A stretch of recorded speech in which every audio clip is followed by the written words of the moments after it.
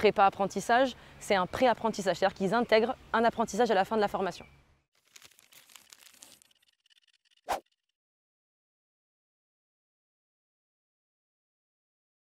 Le dispositif prépa-apprentissage est un dispositif d'accompagnement de jeunes âgés de 16 à 29 ans.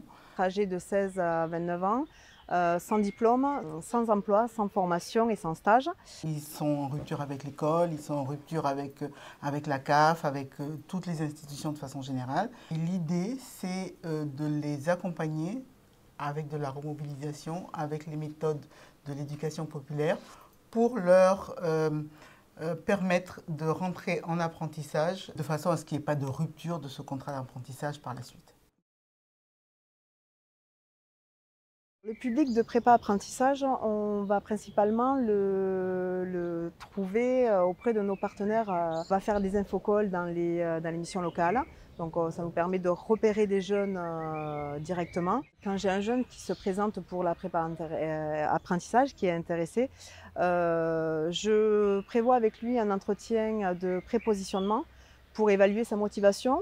Ces jeunes qui sont, j'allais dire, en rupture, qui sont dans des groupes de remobilisation avec nous, il peut arriver qu'ils ne soient pas prêts, que les contraintes de se remettre dans un rythme d'apprentissage soient trop lourds pour eux. Les candidatures qu'on ne va pas retenir seront les candidats qui ne sont pas du tout motivés, qui ont des problématiques peut-être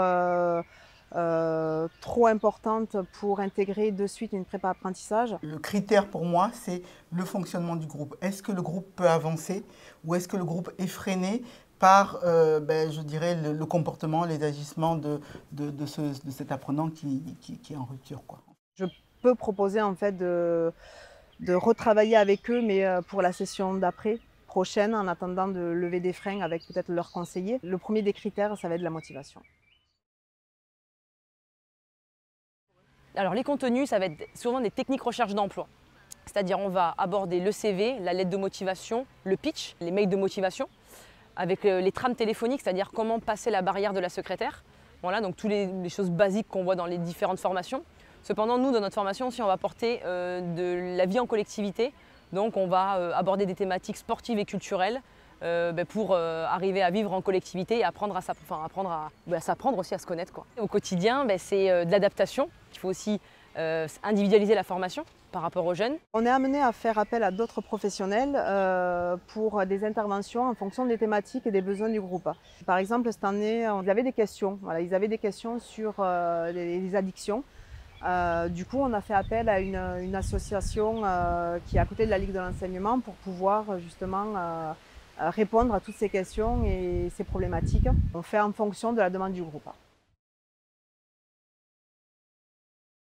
Avec un public jeune, il faut avoir une pédagogie active, je pense. La posture d'apprenant classique dans une classe avec des chaises, un tableau, est quelque chose qui est très très difficile pour eux. Ils ne veulent pas d'infos descendantes, ils ont besoin de pratiquer et de faire. Par exemple, lettre de motivation ou CV. Au lieu de faire quelque chose de très chronophage, je vais leur donner des supports ou des sites à aller prendre des infos avec une thématique. Qu'est-ce qu'un CV? Quels sont les modules qu'on doit apporter, les thématiques dans un CV, quels sont les points importants à prendre en compte dans le CV. Ils font une affiche ou un tableau ou un dessin ou une chanson. On laisse vraiment libre au support. Ils présentent devant le groupe, comme ça les autres aussi enregistrent. Et suite à ça, on a une synthèse que je fais avec les supports distribués à la fin. Ça permet de mobiliser quand même beaucoup de compétences.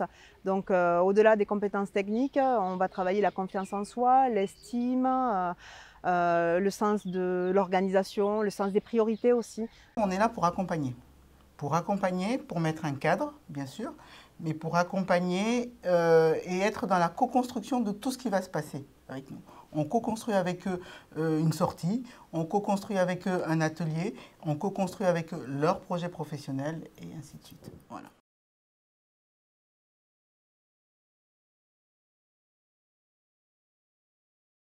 Je veux dire en un mot, prépa-apprentissage pour moi c'est intense. Prépa-apprentissage, ça m'évoque insertion professionnelle.